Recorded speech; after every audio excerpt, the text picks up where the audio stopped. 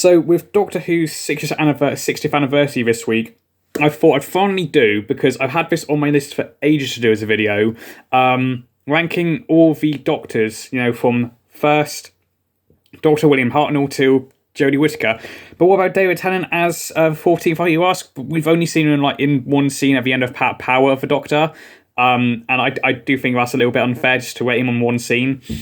Even though I do think he's going to be a great Doctor because he was the 10th Doctor, but anyway, but also does mean, unfortunately, no War Doctor. I'm sorry, John Hurt. I do love you, but as the Doctor, but I just don't. I just feel one special. I don't really think it counts really. But let's get into this. 13th place, Jodie Whittaker. Now, hold on. It's not because I'm some sort of sexist, misogynistic person because I've gone through all this with a Star Wars fandom. It's not that I think Jodie's bad, because she does have her moments. It's just the writing for her is absolutely awful. That is why she's so low. Like I said, she's got good moments. But yeah, it's just the writing for her and the inconsistencies of her era are just a little. That's why she's so low. It's not because it's because she's a woman. I think she's a good Doctor. It's just, again, the writing for her and just the inconsistencies and some of some of the weird stuff they put in there, and the timeless children with her being it's just so weird. But yeah, that's why JD's at number 13. I do like her as the Doctor. I think she's great. It's just the consistency of her and the writing of her Doctor and just her whole era in general is just not very good. Number 11 is, unfortunately, like I said, I like all of these Doctors, but next up for me, it's Paul McGann. I love the TV. I actually quite like the TV movie more than most people do. I think it's quite interesting up until the ends with the Master and all that, and where he's got the Doctor strung up. I think that's a little bit odd, but I do like the TV movie, and also the special Night of the Doctor. I really like that. That is very, very great, and I wish we'd had more of Paul McGann. I know he's very good in audio and Big Finish and all that, but I haven't listened to a lot of Big Finish, even stuff with him in. But I know his Big Finish stuff's, from what I've heard, is very, very good. So this is just basically me basing Paul McGann off a special and a TV movie, which a lot of people don't really seem to like, but I personally enjoy it. But yeah, I don't really have a lot to say on Paul McGann. I just think he's all right. Maybe if I listen to some Big Finish stuff, he'll probably go up. So what was it? Number 11, we have, let me just set my list, William Hartnell. The first one, I do like William Hartnell. I wish, BBC and just you've done, obviously we've got Underwater Menace that came out a week ago. We've got a load of Troughton animations. Can you do some more Hartnell apart from Galaxy 4? I want animated Celestial Toymaker. That's probably a big reason why Hartnell's this slow, and a lot of people don't view William Hartnell a lot in terms of favourite Doctors. It's because half of his, not as much as Troughton, but most of his era is missing. But you've got there is some really good stuff in here, 10th Planet, I love. Dalek Invasion of Earth is brilliant.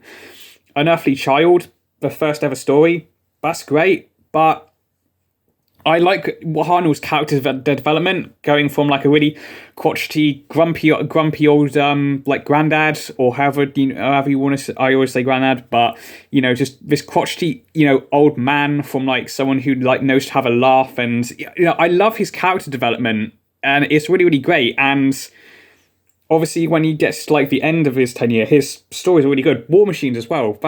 Is it War Machines? Yes, the War Machines. That's a great story as well. So he has got some good stuff in there. But yeah, again, with Hartnell, I just wish they do more of the animated stuff, because I don't like the photo reconstructions. I just think they're really odd to watch. I just wanted to do more animations. Galaxy 4, I haven't seen it, but from what I've seen of it, it looks really, really good. I wanted to do more Hartnell animations. I'd love that. Give me Celestial Toymaker. I really want to see that story, because that'd be really amazing. But yeah, Hartnell, I love him, but I just love all the other Doctors more. I'm sorry, this is just where it is for like half of these. Like, well, that's my reasoning for him. Is like, I like all the Doctors. I just like other Doctors more. So we're moving on to what's that? Number 10 now. I might get a little bit of shit for this. Peter Davison. Again, I just prefer the Doctors. I'm sorry. Also with Davison, similar to Jodie, his it was very like weird and inconsistent. Like you got stuff like, you know, the Visitation, Caves Androzani, Earthshock, and then you just got a load of boring stories. Like I think one that comes to mind was like Black Orchid. I find that one kind of boring. What was it? What's the other one called? Not Fury from the Deep. Warriors of the Deep. I think that's a pretty boring story as well. So I was having got my DVD collection there. Yeah, and also his, you know, Davison, like, I think he's fine. I just find Davison to be a little bit better of a version of Hartnell, but I think Davison, I sometimes find him a little bit boring to watch. I don't know if that's just me. I just generally find boring. I think he's kind of similar to William Hartnell, but I think with William Hartnell, you've got like that, you've got that great character development of him, you know, being an old man to like someone who like knows to have like a little bit of fun. And then with Davison, I think also something that bogs him down is probably like his like companions, because like Perry's great. I think Adric's a little bit better. When you've got, you know, like Tegan, and then like what's its name? One in the Soup, Turlo, that's the one. But you know, because sometimes like, you know, Doctors and like their companions, you know, they come together, like, you know, Tom Baker and Sarah Jane Smith and all that. But yeah, Davison, I just find him a little bit boring, to be honest. I like his costume. His costume's great, but I just find him a little bit boring. But the reason he says Hartnell is mainly because of his stories. I think his stories are better than Hartnell, which is why I put him ahead. It's my list. I can do what I want. Next up is what was that? Number 9. I'm gonna shit for this. Putting for this guy so because I actually really like Colin Baker. I know his era is quite bad, but I think people are coming around to Colin's era. I know, like, obviously, you know, everyone, because like, why is he strangling Perry? That's a little bit weird. And obviously he got kind of screwed over because I think the BBC at that point was trying to get rid of Doctor Who. But I really love Colin Baker. His costume, I'm going to say it, I like it. It is so out there. It actually works for me. And I do like the darker elements of his stories. Was it Vengeance on Varos? That's quite not like stupid dark, but it's just like got dark elements to it. I think probably my favourite story of Colin's era is Revelation of the Daleks. I really like that story. Where it's set and all that. I am going to do an updated video on my favourite classics Doctor Who stories, because I did that like a year and a half ago. I definitely need to update that list, which will probably be done after I've recorded this video, thinking about it. Anyway, yeah, Colin Baker, I actually really love his era. Obviously, I get why a lot of people don't like Colin. People find him like arrogant and very, like, he's very shouty, and he's just just basically arrogant, essentially. But I personally don't mind that. I really don't mind that at all. Because I do think the Doctor, he should have a little bit of arrogance to him, because, you know, or he does know a lot, obviously. And I do think he's entitled to a little bit of arrogance. And yeah, I personally love Colin's performance as well as a Doctor, which is why he's made it so far high up. Next up, number 8 is Matt Smith. The trouble I have with Matt Smith is that his era starts off so well. You know, you got, you know, series 5, and like half of series 6 is really good, but it sort of peters off a little bit, which I find, I don't know. I just find that a little bit disappointing because I think if Matt Smith had a great I'm trying to burp, but it won't come out. There we are. I've just find Matt Smith's era. It starts off so well, but it just peters off. He's a great Doctor. I really, really like Matt Smith because I remember, obviously, when I started watching Doctor Who, David Tennant was the Doctor, and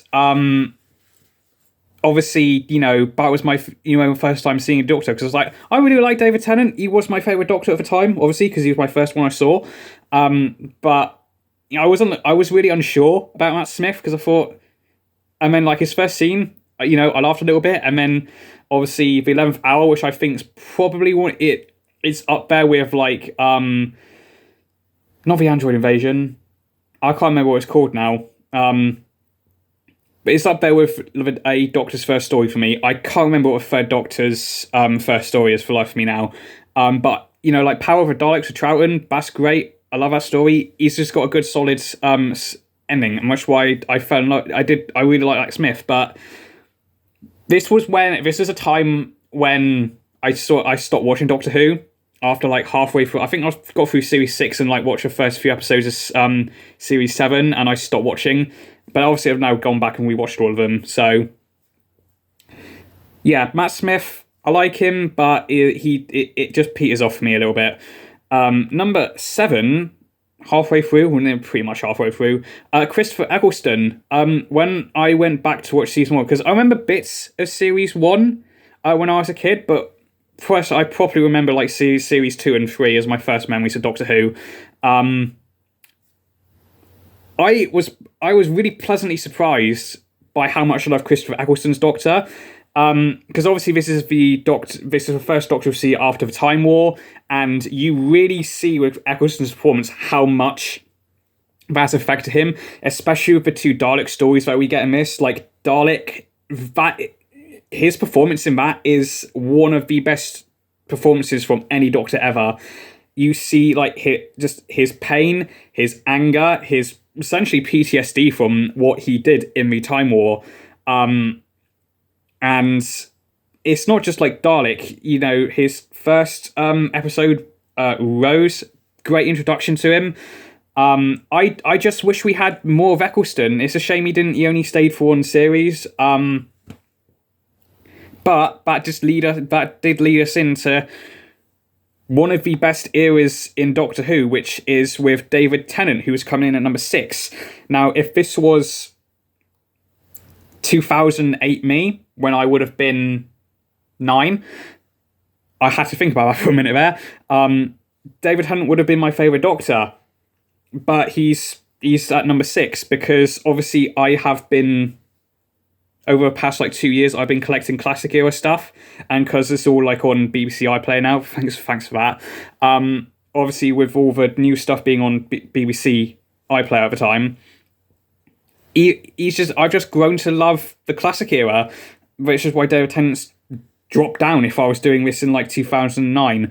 The problem is with Tennant, I love Tennant. Obviously he's arrogant like Colin, basically for the same reasons, but the end of time, I think it's a little bit weird, and like he doesn't, it's like he doesn't want to go, and just all that. I just looking back at it, I when watching that story back, I just feels it bogs down his era. I don't know what it is. Maybe it's because it's like I could do so much more, and he doesn't want to die, even though he's gonna regenerate anyway and still save the day. And also with Tennant, watching some of his stuff back, I feel like season 2, apart from a few stories, is pretty mid. Series 3 is bogged down by him being upset over him losing Rose and her being stuck in a parallel Earth. Season 4, I love series. Stop saying season. Series 4, I absolutely fucking love. I think that most of that is brilliant from start to finish. And then his specials are pretty hit and miss. Obviously, like Waters on Mars, I love that special so much. And then like stuff like, was it the Dead Planet? that's a little, don't like that one. And then obviously the End of Time, I'm not personally a big fan of. But coming in at number 5, that's it for David Tennant. Coming in at number 5 is Sylvester McCoy. Similar to Colin, it's a shame that he didn't get more stuff. Because I love McCoy's Doctor. I love his costume. What I love about him is just like he's sort of he's like sort of similar to Troughton, but in a more like darker sense, because you can get a sense with Sylvester's Doctor, it's definitely going to more like more serious as he goes on.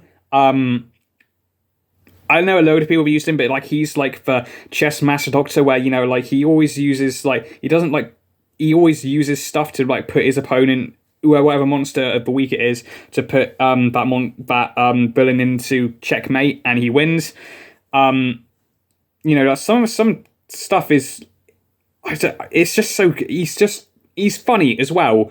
I really like his funny side, and I also like his serious side with Sylvester McCoy. It's kind of got a good balance, I feel. Like obviously, and he plays his spoons as well. And he's got the umbrella. Very good use of props. And also, Seventh Doctor and Ace. One of my favourite Doctor companion partnerships. I love the Doctor and Ace. And yeah, I really do like Sylvester McCoy. He's got a great use of props, and I think he did like pantomimes before. Who knew that a pantomime actor could be made such a good Doctor? And one of my favourite Doctors obviously went to top 5. Now, number 4. I don't know if this one's going to be more controversial with me than putting like Colin Baker ahead of Hartnell and Davidson. Number 4, fittingly, is the 4th Doctor, Tom Baker. Now, I know a load of people love Tom Baker. For a load of people, he is the Doctor. He's my favourite Doctor. Not for me personally. We'll get to that obviously when we get to my number 1. I'm not, like, again, as I said, I love all the Doctors, but I just love the other 3. I've got ahead of Tom Baker more. Tom is, excuse me, he really does play up the alien factor with this. I wish I had jelly babies right now. Would you like a jelly baby? Those eyes as well. You know the eyes I'm talking about. You just buy into the fact that when he's regenerated from John Pertwee, you get this. You like the first few stories. This guy's definitely an alien. I think probably one of the biggest strokes of genius with Tom Baker's era is him still being involved in something. In the first like part of his era is him still being involved with the unit stories, because that really does build a sense of how alien this. He is an alien. Because you don't really get that with like John Pertwee, because John Pertwee's more like the action hero. But we'll get to John Pertwee when we get to him. I think that was a really, really good choice. And does actually sort of like settle with the audience into a new Doctor, which I think was what Tom Baker did. I think that's what was done really well with him. Also, he's like most sexual. He was the Doctor for God knows how long. Was it 73 to 80, I think? Yeah, I think so. So I don't really much more I have to say about Tom Baker. Like, you know, I get why a load of people love him. I love him as well. I just prefer the other 3 that I've got, because number 3 for me is Peter Capaldi, who, if I had done this before I had gone back and watched all the stuff that I missed when I stopped watching Doctor Who, he would have been on the bottom of my list. But Peter Capaldi, oh my god, so he carries like that era where Doctor Who was very, very mid or just falling off. Like, he absolutely carries that. He absolutely carries his era with some of the shit that they've had to go through. Like with Clara. But it's such a great performance. I love his suit.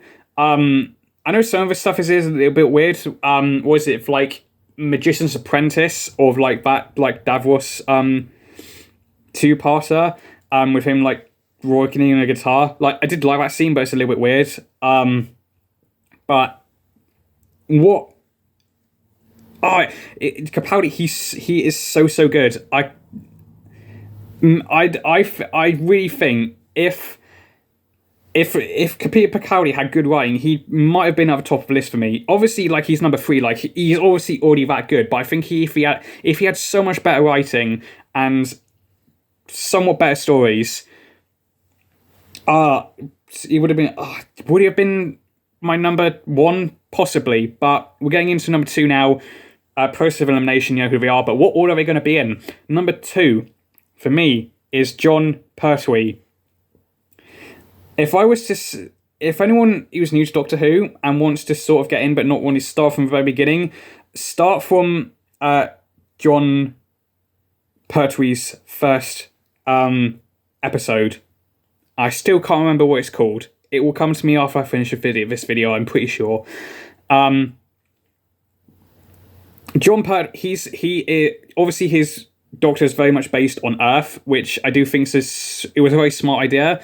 And also he's got like UNIT and all that, but he is basically the James Bond Doctor. He's a secret agent Doctor. Obviously he's UNIT scientific advisor. He also knows that space karate, judo, taekwondo, whatever it's called. You know when it's going to happen. Like, there's like a couple of villains surrounding him. He's like, "Hey, I've just scared a load of you by doing that." But you know what I mean? He does that, and game over for those guys. Obviously, he didn't. Oh, game over for those guys.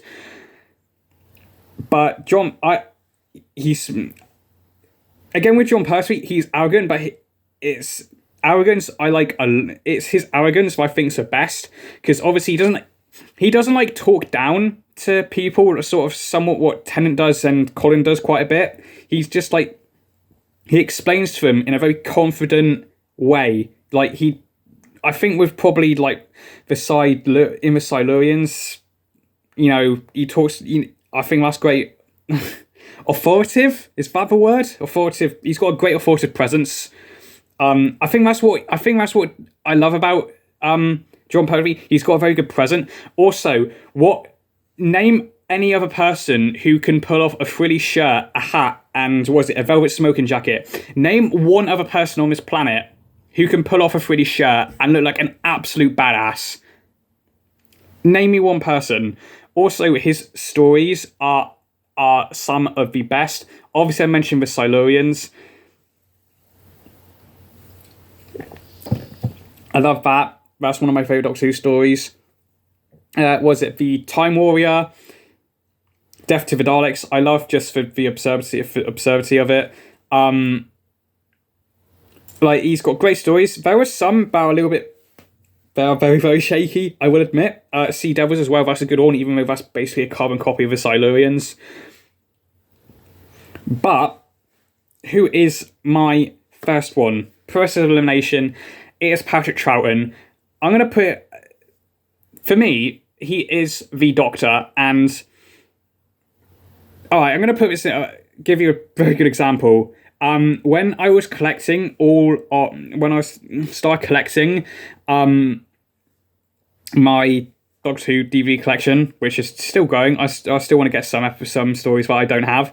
I had to stop myself from constantly getting Troughton stories because I wanted to experience more Doctors. I love this guy so much. His first story, Power of the Daleks, is my favourite story in Doctor Who ever. I love that story.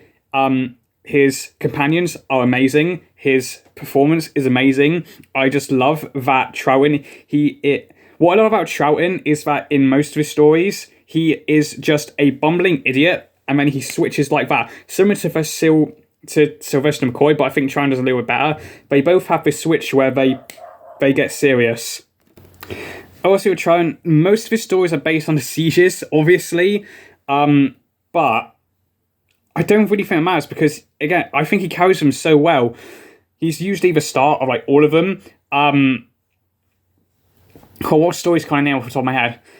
Enemy of the World, Power of the Daleks, Evil of the Daleks, The War Games.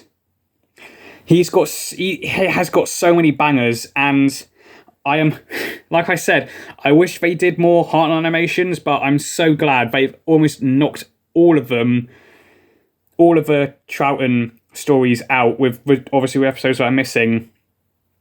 Because, like I said, I love it. I love it. I love his portrayals of Doctor so much.